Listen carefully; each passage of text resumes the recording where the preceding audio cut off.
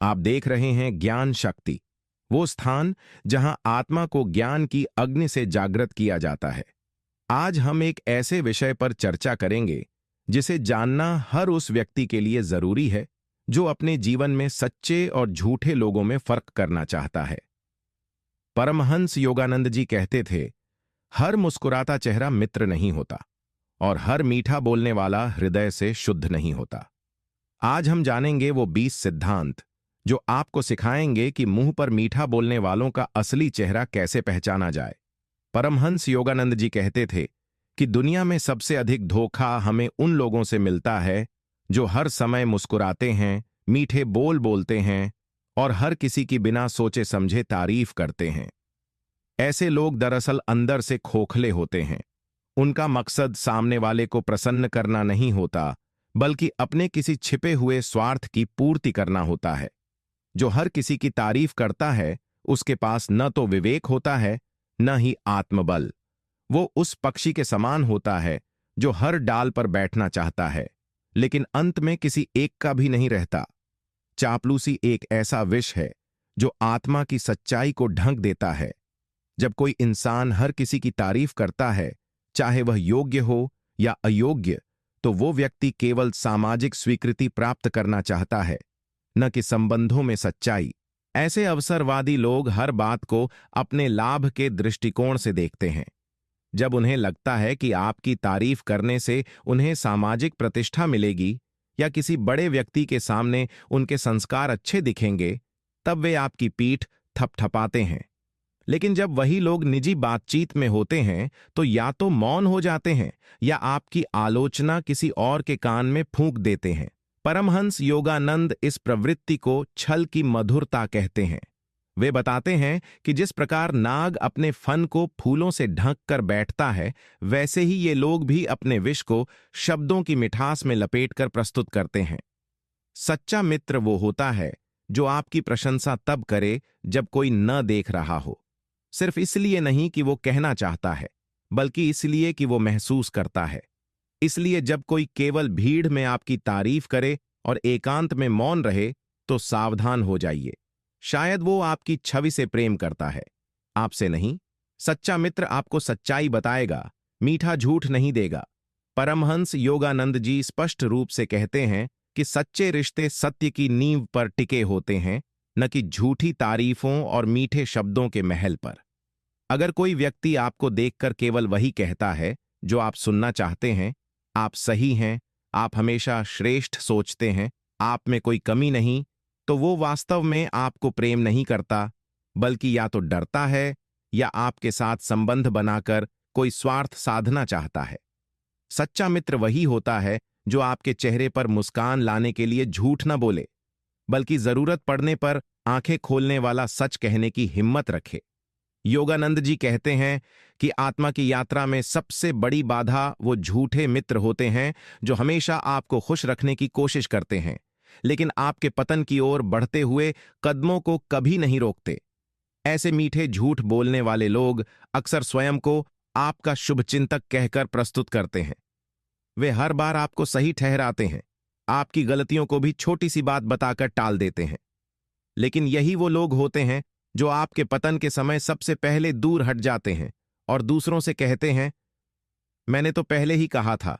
क्या भगवान सच में वैसे ही दिखते हैं जैसे हम उन्हें चित्रों में देखते हैं?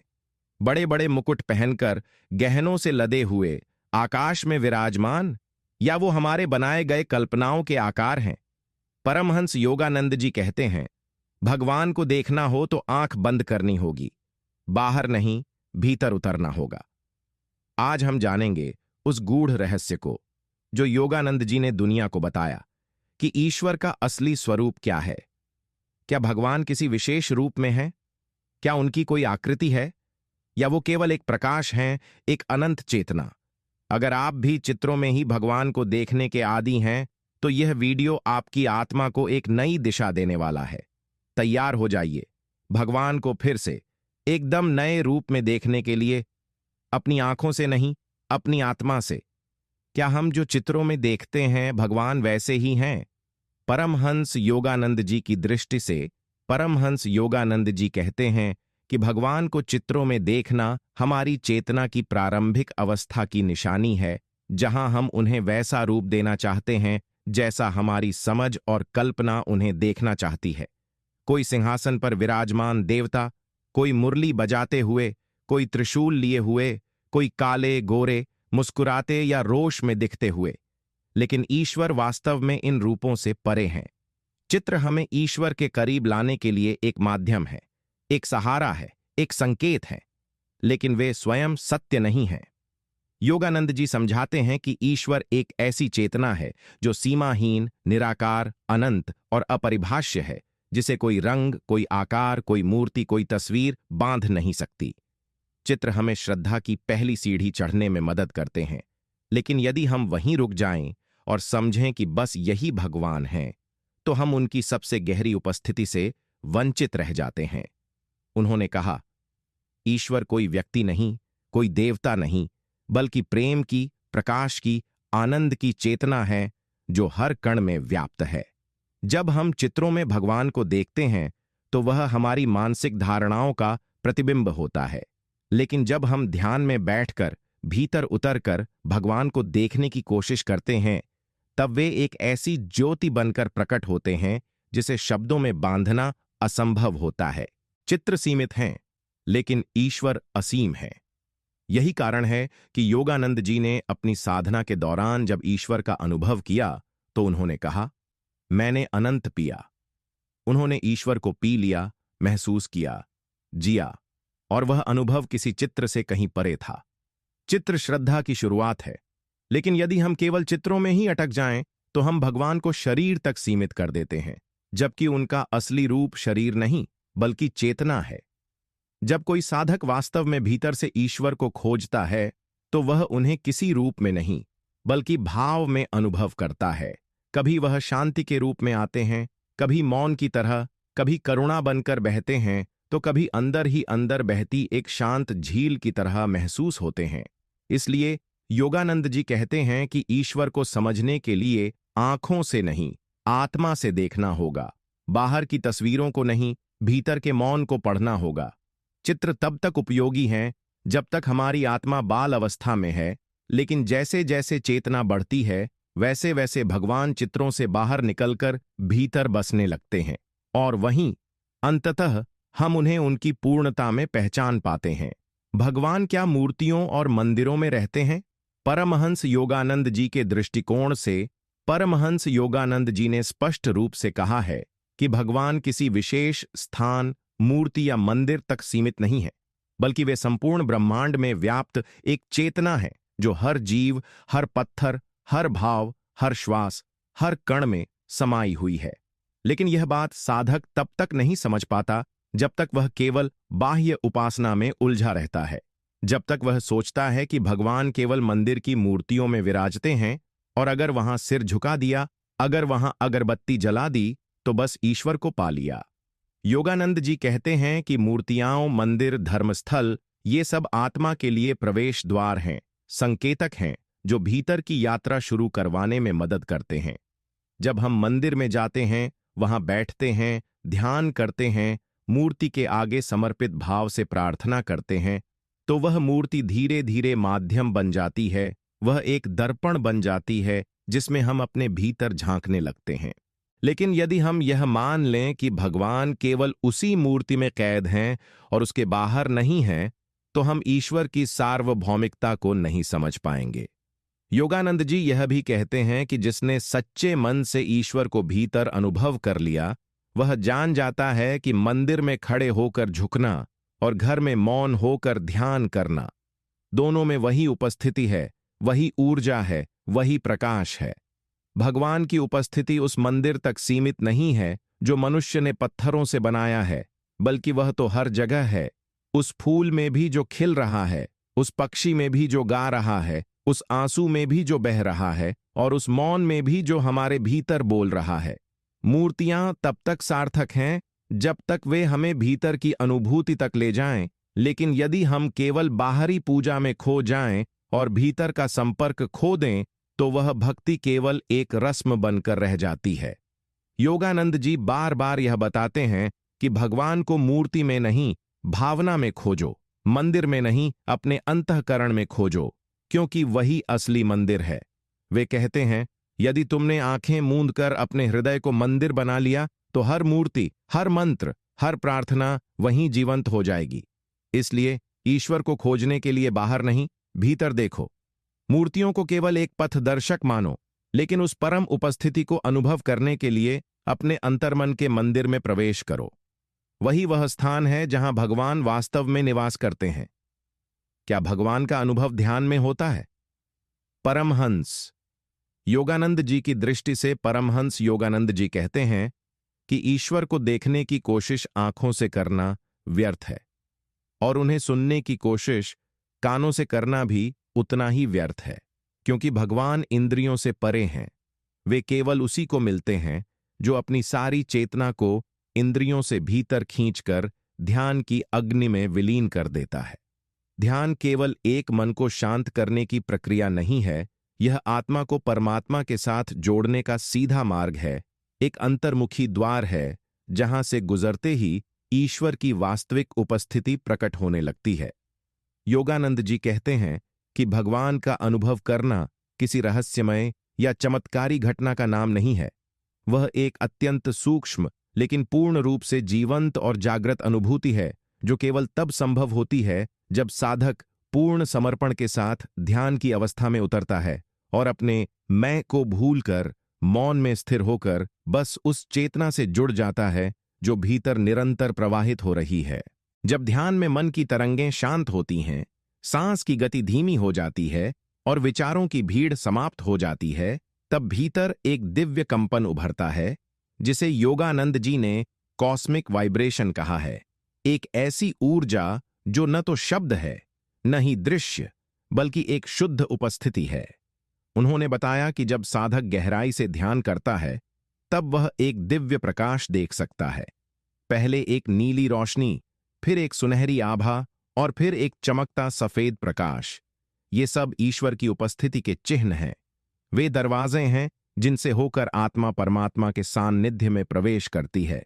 ध्यान वह पुल है जो आत्मा को संसार से काटकर ईश्वर से जोड़ता है, और यह अनुभव किसी बाहरी चमत्कार जैसा नहीं, बल्कि एक अत्यंत निजी, पवित्र और आत्मा को भीतर तक छू जाने वाला एहसास होता है।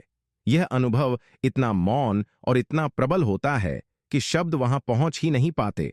वहां केवल होना रह जाता है, और उस होने में ही भगवान की उपस्थिति संपूर्ण रूप से प्रकट होती है।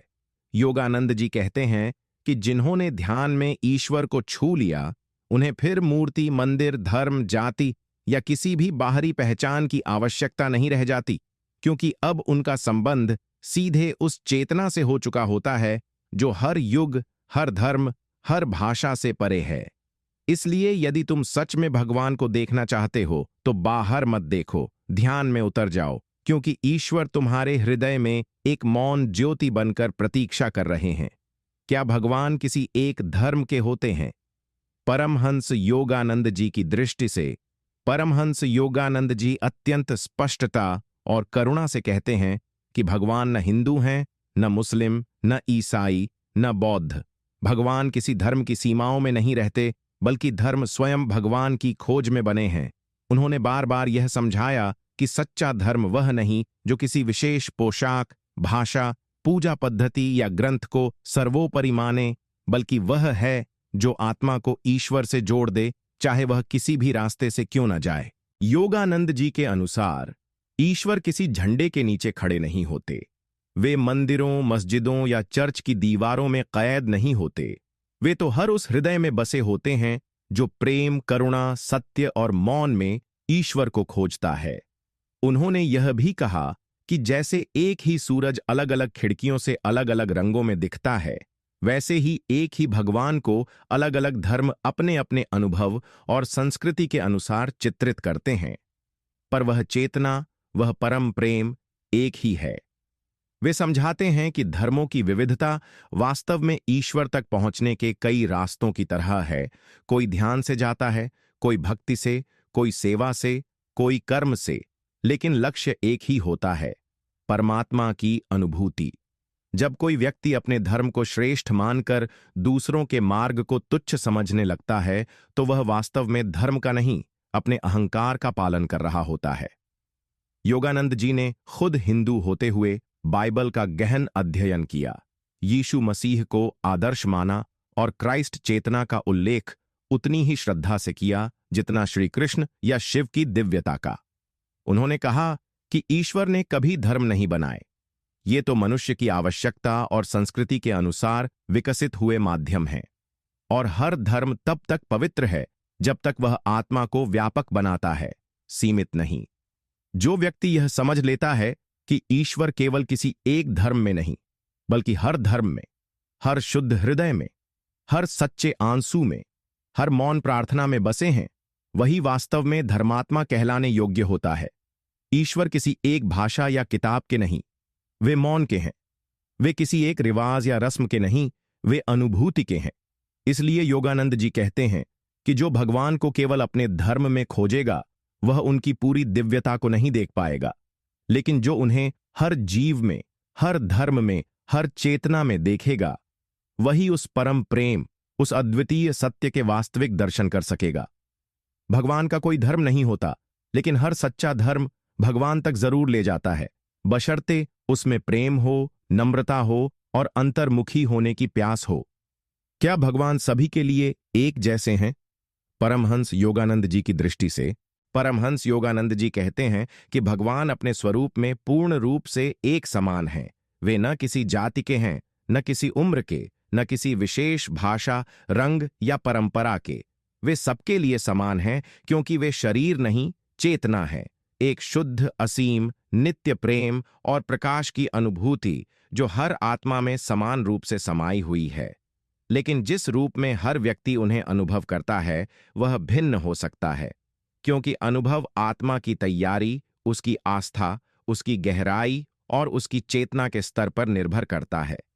उदाहरण के लिए, एक भक्त ईश्वर को मां के रूप में देखता है, कोई और उन्हें पिता, गुरु या मित्र के रूप में अनुभव करता है, और कोई योगी उन्हें न तो रूप में देखता है न नाम में, बल्कि केवल एक दिव्य कंपन, एक अनंत मौन, एक निर्विकार आनंद के रूप में महसूस करता है। लेकिन ये विविध अनुभव भगवान की विविधता नहीं है, बल्कि हमारी चेतना की विविध परछाइयां हैं जो उस एक ही दिव्यता पर पड़ती हैं। योगानंद जी समझाते हैं कि जैसे सूर्य सब पर समान रूप से प्रकाश डालता है, चाहे वह साधु हो या पापी, राजा हो या भिखारी, वैसे ही ईश्वर भी हर आत्मा को एक समान प्रेम देते हैं। फर्क इस बात से पड़ता है कि हम उस प्रेम को कितना ग्रहण करने को तैयार हैं।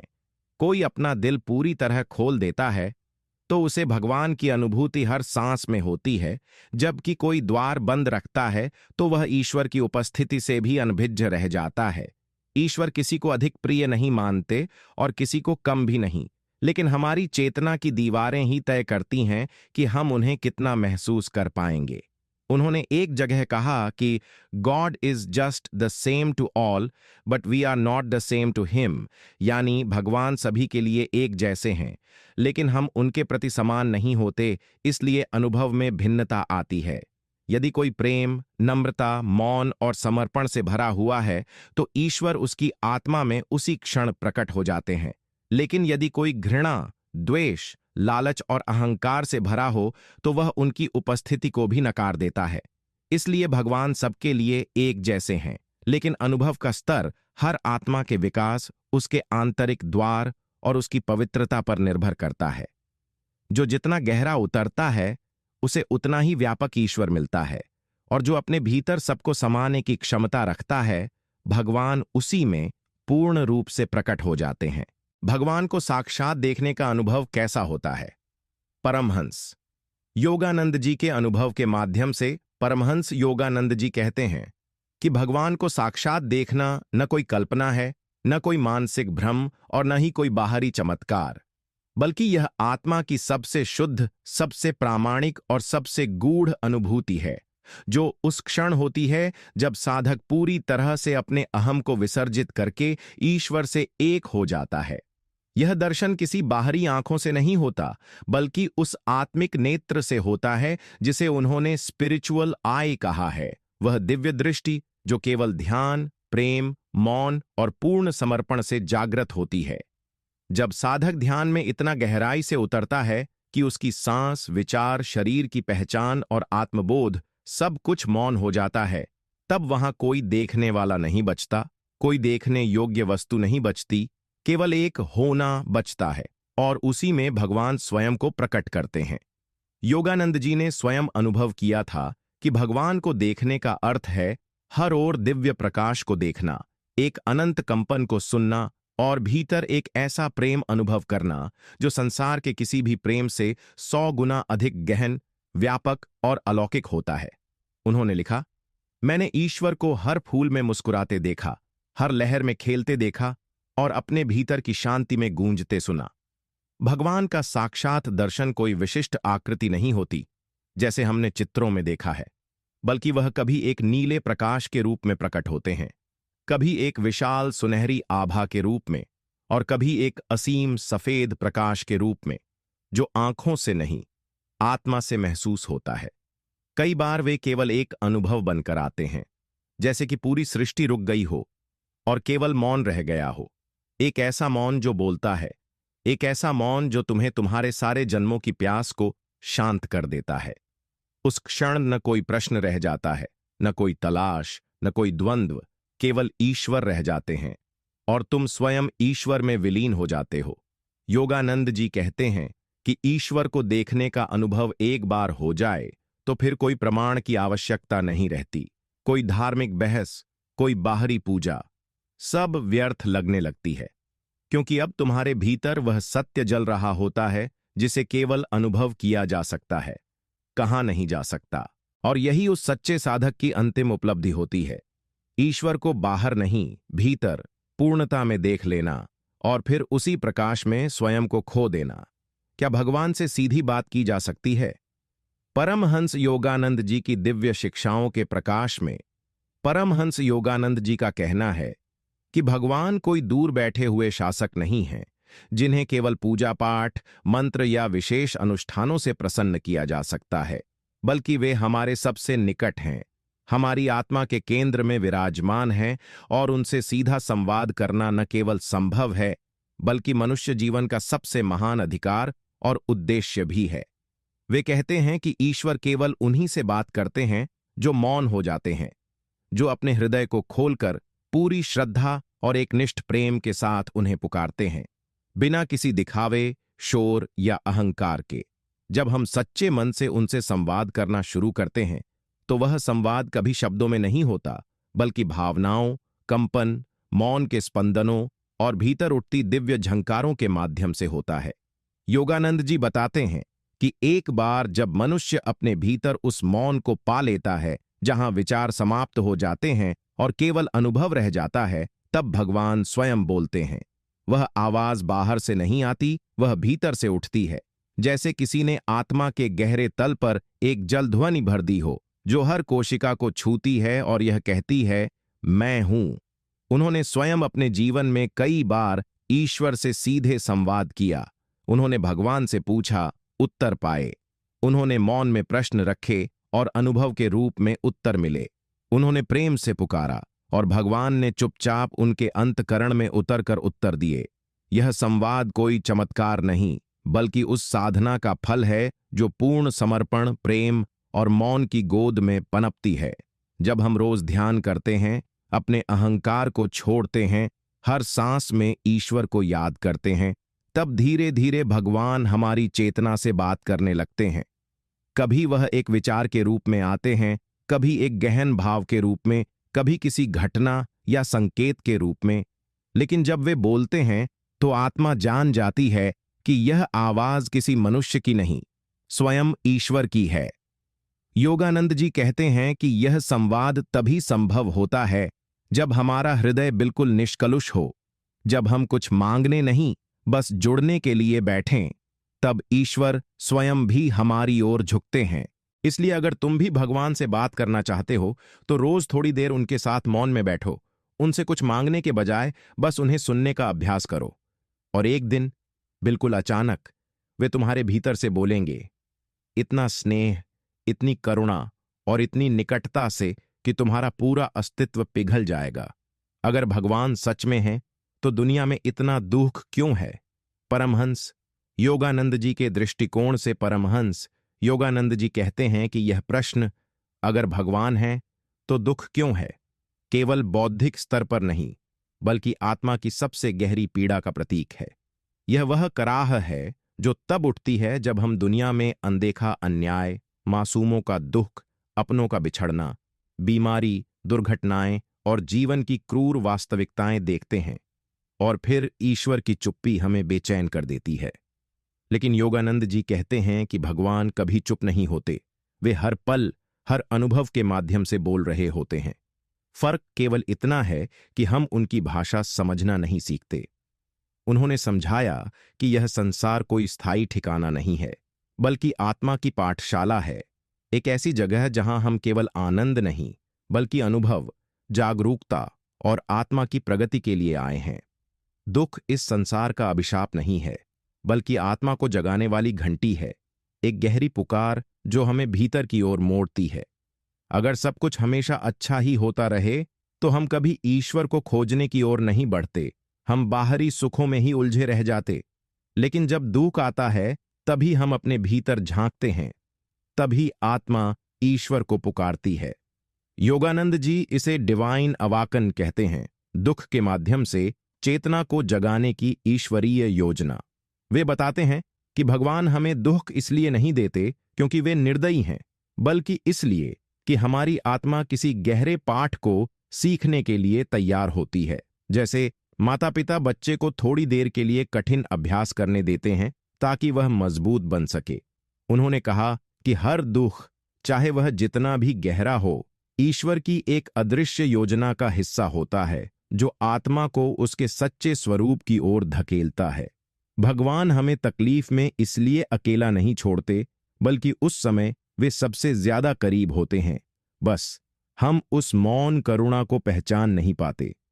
जब हम अपनी दृष्टि को केवल बाहरी घटनाओं तक सीमित रखते हैं तब सब कुछ अन्यायपूर्ण लगता है, लेकिन जब ध्यान और आत्मा के स्तर से देखते हैं तब हमें समझ आता है कि हर अश्रु एक शिक्षक है, हर बिछड़ाव एक जागृति है और हर पीड़ा आत्मा के विकास की प्रक्रिया है। ईश्वर हमारे दुख में भी उतने ही उपस्थित होते हैं जितने हमारे सुख में, बल्कि दुख में तो वे और भी गहराई से हमारे भीतर प्रविष्ट हो जाते हैं ताकि हम उन्हें बाहरी संसार में नहीं, अपने हृदय की गहराइयों में ढूंढें। इसीलिए योगानंद जी कहते हैं, दुख से मत डरिए, वह ईश्वर का पत्र है जो आपको बुला रहा है। हम प्रार्थना करते हैं, फिर भी भगवान जवाब क्यों नहीं देते? परमहंस योगानंद जी की दिव्य अंतर्दृष्टि। परमहंस योगानंद जी कहते हैं कि जब कोई सच्चे मन से, श्रद्धा और भाव से भगवान को पुकारता है तो उसकी कोई भी प्रार्थना अनसुनी नहीं जाती, लेकिन उत्तर हर बार उसी रूप में नहीं आता जैसे हम अपेक्षा करते हैं। हम अक्सर सोचते हैं कि ईश्वर हमारी प्रार्थनाओं का उत्तर तभी दे रहे हैं जब हमारी इच्छाएं पूरी हों, जब हमारी समस्याएं तुरंत हल हो जाएं, लेकिन भगवान का उत्तर कई बार हाँ में नहीं, बल्कि थोड़ा रुक जाओ, कुछ सीखो, या मैं तुम्हें कुछ और श्रेष्ठ देने वाला हूं में होता है। योगानंद जी समझाते हैं कि भगवान कोई ऑर्डर लेने वाला सेवक नहीं है कि हम बोले और वह तुरंत दे दें। वे तो हमारे पिता हैं, प्रेममयी माता हैं, और सबसे पहले हमारी आत्मा के हित के बारे में सोचते हैं। जैसे एक माँ हर बार बच्चे को मिठाई नहीं देती क्योंकि उसे उसके स्वास्थ्य की चिंता होती है, वैसे ही भगवान भी कई बार हमारी प्रार्थनाओं का प्रत्यक्ष उत्तर नहीं देते क्योंकि वे जानते हैं कि अभी जो हम मांग रहे हैं वह हमारे विकास के लिए सही नहीं है। उन्होंने कहा कि प्रार्थना केवल शब्दों से नहीं होती, वह तो दिल की पुकार है, मौन की सच्चाई है और विश्वास की परीक्षा है। जब हम भीतर से संपूर्ण समर्पण के साथ बिना कोई शर्त रखे प्रार्थना करते हैं तब भगवान जरूर उत्तर देते हैं, लेकिन वह उत्तर हमें तभी समझ में आता है जब हम मौन हों, सजग हों और अपने भीतर उनकी उपस्थिति को महसूस करने के लिए तैयार हों। कई बार हम इतनी बेचैनी और अपेक्षा से भर जाते हैं कि हम ईश्वर के उत्तर को सुन ही नहीं पाते। वह उत्तर किसी विचार के रूप में, किसी व्यक्ति के माध्यम से, किसी पुस्तक के शब्दों में या ध्यान की किसी अनुभूति में आता है, और यदि हम शांत न हो तो वह उत्तर छूट जाता है। योगानंद जी कहते हैं कि सच्ची प्रार्थना वह नहीं जो केवल मन से की जाए, बल्कि वह है जो आत्मा से निकले, उस गहराई से जो शब्दों के पार है। ऐसी प्रार्थना ईश्वर के हृदय तक तुरंत पहुंचती है। लेकिन उत्तर तभी आता है जब आत्मा विश्वास, धैर्य और मौन के साथ उसे ग्रहण करने के लिए तैयार हो। इसलिए यदि तुम्हें लगता है कि भगवान तुम्हारी प्रार्थना का उत्तर नहीं दे रहे, तो ठहरो, मौन बनो, भीतर सुनो। शायद उनका उत्तर तुम्हारी हर सांस में, हर धड़कन में पहले से ही गूंज रहा है। बस तुम अब तक शांत नहीं हुए थे उसे पहचानने के लिए। अगर भगवान प्रेम है तो मृत्यु क्यों देते हैं?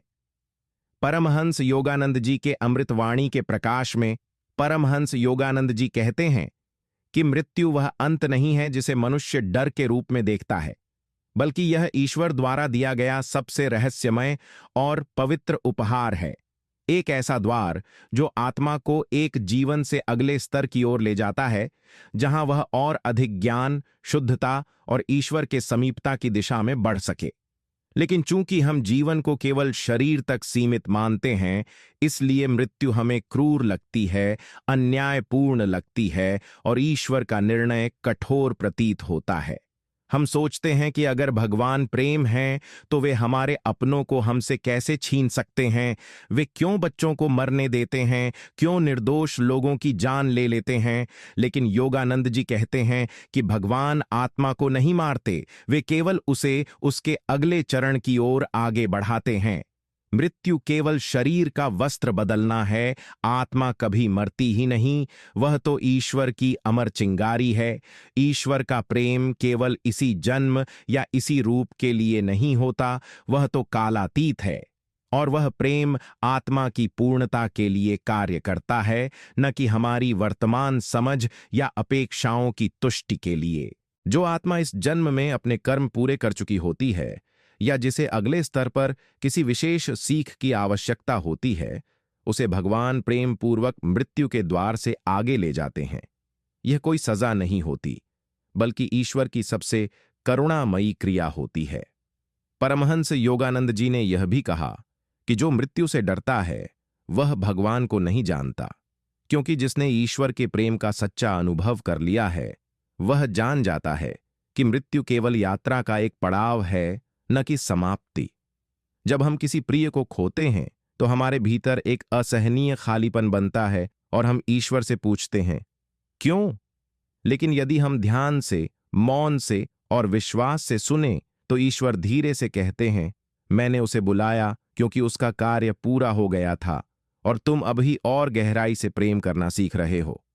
मृत्यु हमें ईश्वर से अलग नहीं करती, बल्कि अगर हम सजग हों तो वह हमें ईश्वर की गोद में और भी अधिक निकटता से पहुंचा देती है, क्योंकि वही क्षण हमें संसार के अस्थायित्व का अनुभव कराता है और आत्मा की अमरता की झलक दिखाता है। इसलिए योगानंद जी के शब्दों में, fear not death, for it is but a doorway to the light opened by the loving hands of God. क्या भगवान का मार्ग चुनने से जीवन आसान हो जाता है? परमहंस योगानंद जी के दिव्य ज्ञान के आलोक में परमहंस योगानंद जी स्पष्ट रूप से कहते हैं कि भगवान का मार्ग आसान नहीं होता, लेकिन यह वह मार्ग होता है जिस पर चलकर आत्मा अपने असली स्वरूप को पहचानती है, भीतर से मुक्त होती है और अनंत आनंद को अनुभव करने लगती है। अक्सर लोगों की यह धारणा होती है कि यदि हम भगवान को अपना लें, साधना करें, पूजा करें, तो हमारे जीवन में दुख, कठिनाइयां और संघर्ष समाप्त हो जाएंगे।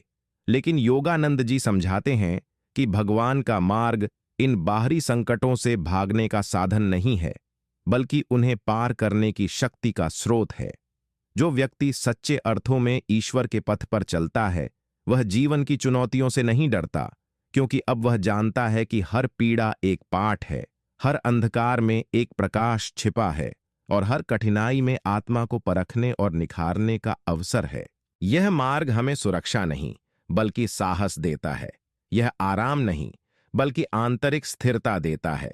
भगवान की भक्ति जीवन से कड़वाहट को नहीं हटाती, लेकिन वह आत्मा को इतना मधुर बना देती है कि वह कड़वे अनुभवों को भी शांतिपूर्वक स्वीकार करना सीख जाती है। योगानंद जी कहते हैं कि ईश्वर का मार्ग फूलों से भरा हो, यह जरूरी नहीं।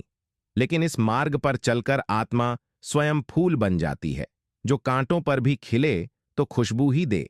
जब साधक सच्चे मन से भगवान के पथ पर बढ़ता है, तो ईश्वर उसे परीक्षा में डालते हैं, क्योंकि वह जानना चाहते हैं कि यह प्रेम स्थायी है या केवल सुविधाजनक स्थितियों तक सीमित है। लेकिन हर परीक्षा के पीछे छिपा होता है ईश्वर का सच्चा आलिंगन, जो धीरे धीरे साधक की आत्मा को इस संसार की अस्थायी वस्तुओं से अलग करके उसे अपने अनंत स्वरूप की ओर ले जाता है। इसलिए भगवान का मार्ग आसान भले न हो, लेकिन यह जीवन को सार्थक बना देता है। यह आत्मा को ऐसा आकाश दे देता है जहां वह उड़ना सीखती है, एक ऐसा मौन दे देता है जिसमें हर शंका शांत हो जाती है, और ऐसा प्रेम दे देता है जो मृत्यु को भी पराजित कर देता है। योगानंद जी के शब्दों में, the spiritual path is the most difficult path, but also the most rewarding, for in it lies the key to God's eternal kingdom within you. ईश्वर को पूरी तरह समर्पण करने का क्या अर्थ है?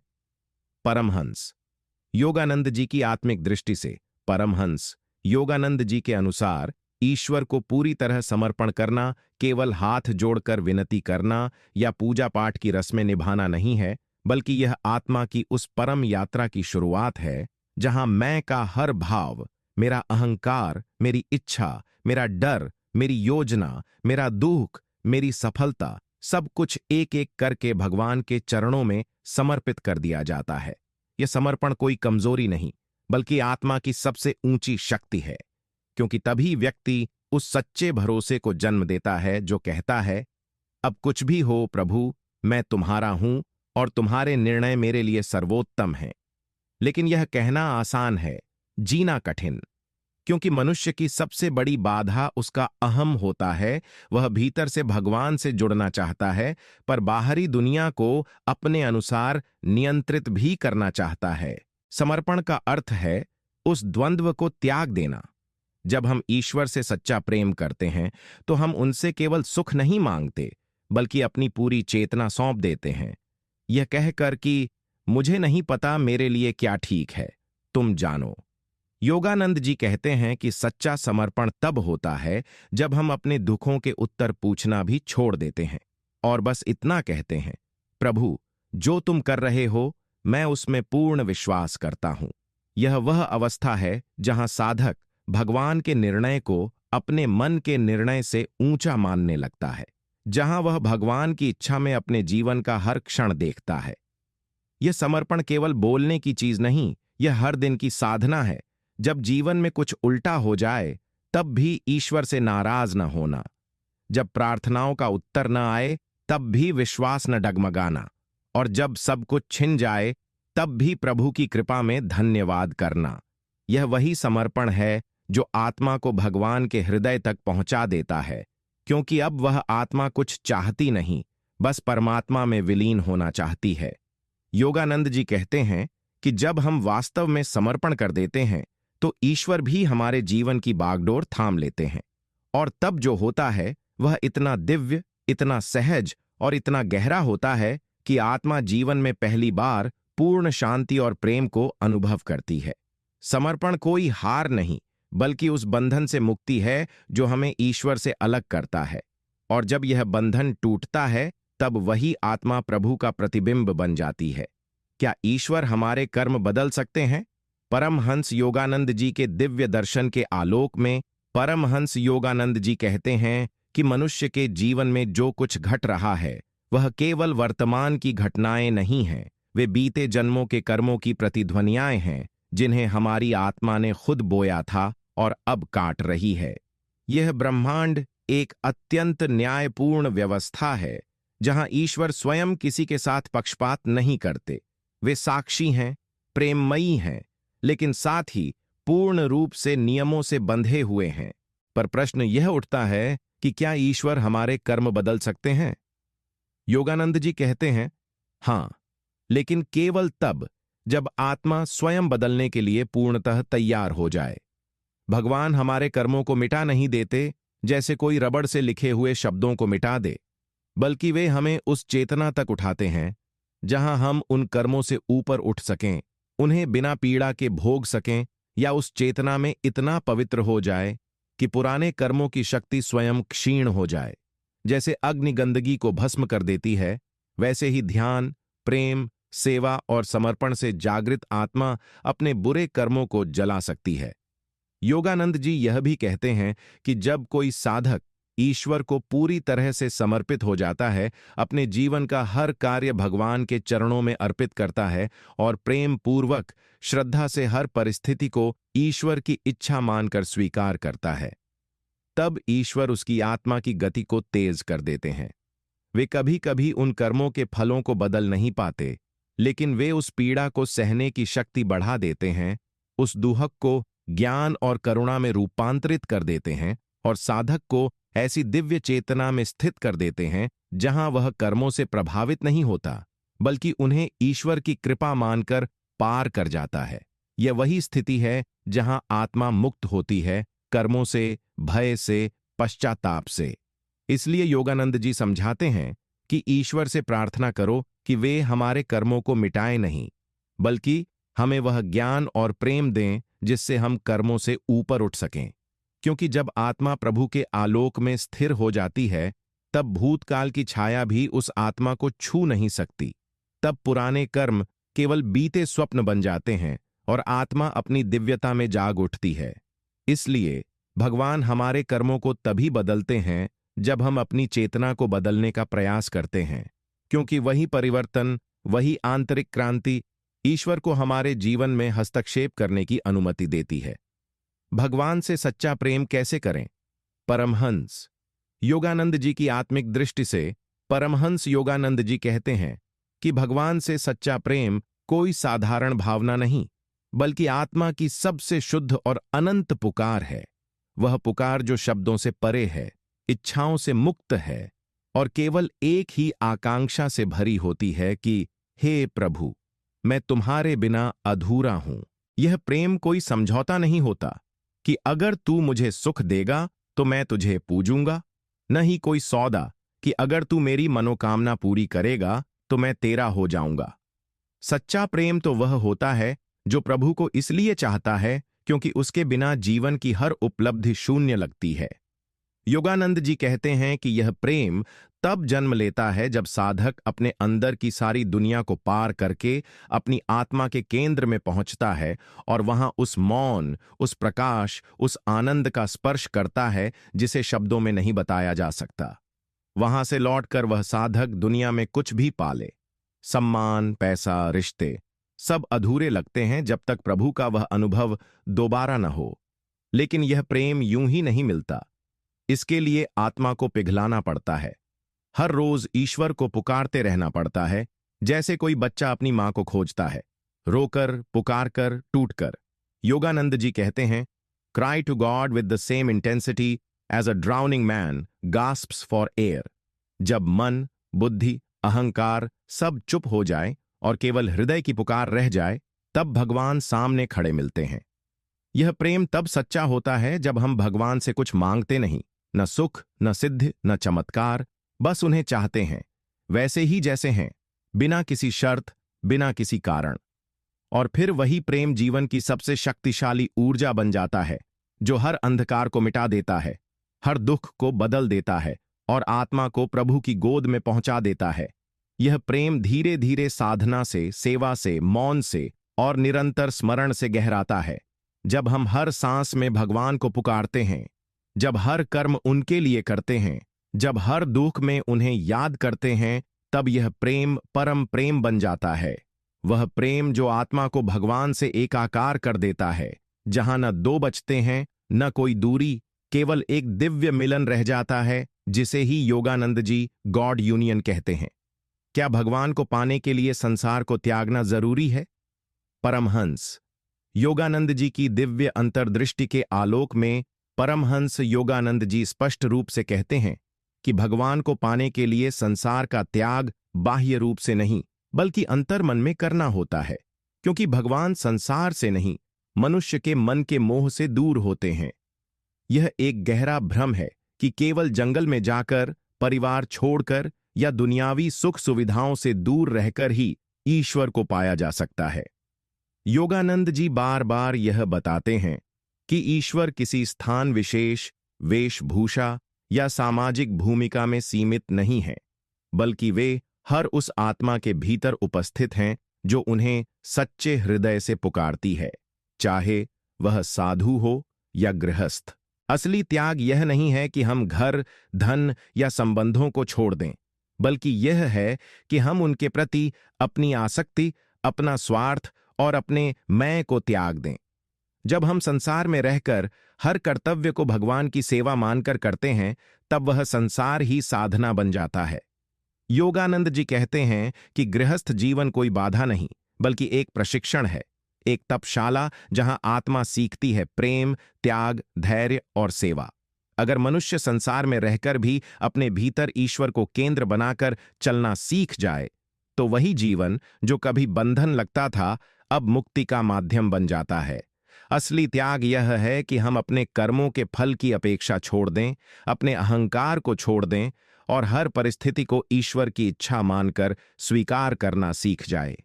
उन्होंने कहा कि यदि संसार को त्यागना इतना आवश्यक होता, तो भगवान श्री कृष्ण, जो स्वयं योगेश्वर थे, अर्जुन को युद्ध करने को प्रेरित न करते, बल्कि संन्यास लेने को कहते। लेकिन उन्होंने यही सिखाया कि सच्चा योग वही है जो संसार के बीच रहकर अपने कर्तव्यों को करते हुए मन को ईश्वर में स्थिर रखना सिखाए। योगानंद जी स्वयं भी अमेरिका जैसे भौतिकता से भरे देश में रहते हुए हजारों लोगों को साधना, सेवा और प्रेम के द्वारा ईश्वर से जोड़ पाए। उन्होंने दिखाया कि त्याग का अर्थ भीतर की आसक्ति का विसर्जन है, न कि जीवन से पलायन। इसलिए भगवान को पाने के लिए बाहर की दुनिया को छोड़ना जरूरी नहीं, लेकिन अपने भीतर की माया को छोड़ना अनिवार्य है।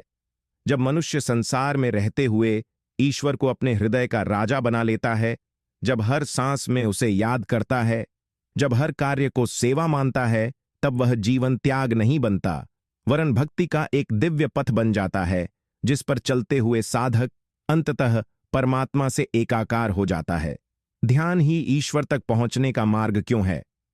परमहंस योगानंद जी के अद्वितीय अनुभवों की रोशनी में परमहंस योगानंद जी कहते हैं कि ईश्वर तक पहुंचने के जितने भी मार्ग हैं, पूजा, सेवा, ज्ञान, भक्ति, उन सबका सार, उनका अंतिम पड़ाव और उनका वास्तविक प्रवेश द्वार ध्यान ही है, क्योंकि ध्यान ही वह सेतु है जो आत्मा को शरीर, मन और संसार की सीमाओं से उठाकर ईश्वर की अनंत चेतना में विलीन करता है। ईश्वर कोई बाहरी सत्ता नहीं है जिन्हें कहीं बाहर खोजा जा सके। वे तो हमारे हृदय में, हर श्वास में, हर विचार के पीछे मौन रूप से विराजमान है। लेकिन हमारी चेतना जो इंद्रियों, विचारों, इच्छाओं और अशांत मन के बोझ से घिरी रहती है, उसे जब तक भीतर की ओर मोड़कर शांत नहीं किया जाता, तब तक ईश्वर का अनुभव संभव नहीं होता। ध्यान वह साधन है जो इस अशांत मन को शांत करता है, इंद्रियों को संयमित करता है, विचारों को पिघलाता है और आत्मा को उसकी दिव्यता में जागृत करता है। योगानंद जी कहते हैं कि ईश्वर से मिलने के लिए केवल विश्वास काफी नहीं है, उसके लिए अभ्यास चाहिए, गहराई चाहिए और सबसे जरूरी मौन चाहिए। यह मौन कोई शब्दों की चुप्पी नहीं, बल्कि भीतर का वह निर्मल सन्नाटा है जिसमें ईश्वर स्वयं बोलते हैं। जब साधक ध्यान में बैठता है और धीरे धीरे सांस, मन, विचार सब धीमे होते जाते हैं, तब एक बिंदु आता है जहां केवल अनुभव रह जाता है। एक ऐसा दिव्य प्रकाश, एक ऐसा आनंद, एक ऐसी ध्वनि जिसे शब्दों में बांधा नहीं जा सकता। योगानंद जी ने ध्यान को ईश्वर की सीढ़ी कहा है। हर बार जब हम ध्यान करते हैं, हम एक सीढ़ी ऊपर चढ़ते हैं। चाहे अनुभव आए या न आए, लेकिन भीतर कुछ शुद्ध होता है, कुछ जागता है। उन्होंने क्रिया योग को एक ऐसा वैज्ञानिक साधन बताया जिससे साधक तेजी से आत्मा की उस अवस्था तक पहुंच सकता है जहां ईश्वर स्वयं को प्रकट करते हैं। उन्होंने कहा कि ध्यान में केवल बैठना ही पर्याप्त नहीं, उसमें प्रेम, श्रद्धा और सतत प्रयास भी चाहिए, क्योंकि ईश्वर केवल उसी आत्मा से मिलते हैं जो उन्हें पाने के लिए उतनी ही तड़प रखती है जितनी कोई प्यासा मरुस्थल में जल के लिए करता है। इसलिए ध्यान कोई विकल्प नहीं, बल्कि वह अनिवार्य अग्निपथ है जिस पर चलकर ही आत्मा अपने सच्चे घर ईश्वर तक पहुंचती है। ध्यान ही वह दरवाजा है जहां हम संसार से नहीं स्वयं से पार पाते हैं। और जब यह द्वार एक बार खुल जाता है तो भीतर एक ऐसा आलोक फैलता है जहां हर प्रश्न समाप्त हो जाता है और केवल प्रभु का प्रेम शेष रह जाता है। क्या भगवान परीक्षा लेते हैं? अगर हां, तो क्यों? परमहंस योगानंद जी के आध्यात्मिक ज्ञान की दृष्टि से परमहंस योगानंद जी कहते हैं कि हां, भगवान अवश्य परीक्षा लेते हैं, लेकिन यह परीक्षा किसी दंड के लिए नहीं होती, न ही वे हमें नीचा दिखाने के लिए कठिनाइयां भेजते हैं, बल्कि यह उनकी करुणा और प्रेम का ही एक अत्यंत सूक्ष्म रूप होता है, जिसके माध्यम से वे हमारी आत्मा को उसकी गहराई में छिपी चेतना, शक्ति और श्रद्धा से परिचित कराते हैं। जब कोई साधक ईश्वर को पाने की ओर बढ़ता है, तब वह केवल साधना, भक्ति या भावना से नहीं पहुंच सकता। उसे भीतर से तपकर उस पात्रता को अर्जित करना होता है जिसमें ईश्वर स्वयं उतर सकें। और यही कारण है कि भगवान कभी कभी जीवन में ऐसी परिस्थितियां भेजते हैं जो हमारी सीमाओं को तोड़ती हैं, हमारे विश्वास को चुनौती देती हैं, हमारे भीतर संदेह, हानि, अलगाव, दर्द और मौन उत्पन्न करती है, ताकि हम यह समझ सकें कि क्या हमारा प्रेम सच्चा है, क्या हमारा समर्पण केवल सुविधा तक सीमित था, या वह उस क्षण में भी अडिग रहता है जब सब कुछ छिन जाए। योगानंद जी बताते हैं कि यह परीक्षाएं आत्मा को गिराने के लिए नहीं होती, बल्कि ऊपर उठाने के लिए होती हैं।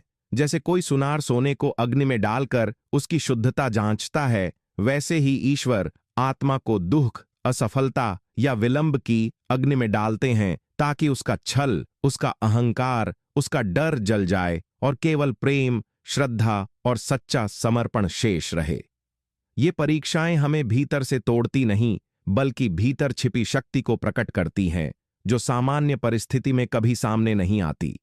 योगानंद जी कहते हैं कि जब ईश्वर परीक्षा लेते हैं तो वे स्वयं छिप जाते हैं, वे मौन हो जाते हैं, हमारी प्रार्थनाओं का उत्तर नहीं देते और हमारी श्रद्धा को अंधकार में अकेला छोड़ देते हैं, ताकि हम यह जान सकें कि क्या हम केवल उनके प्रकाश से प्रेम करते हैं या उस मौन अंधकार से भी जो उन्हीं का रूप है। लेकिन जो साधक इस परीक्षा में डटा रहता है, जो हर पीड़ा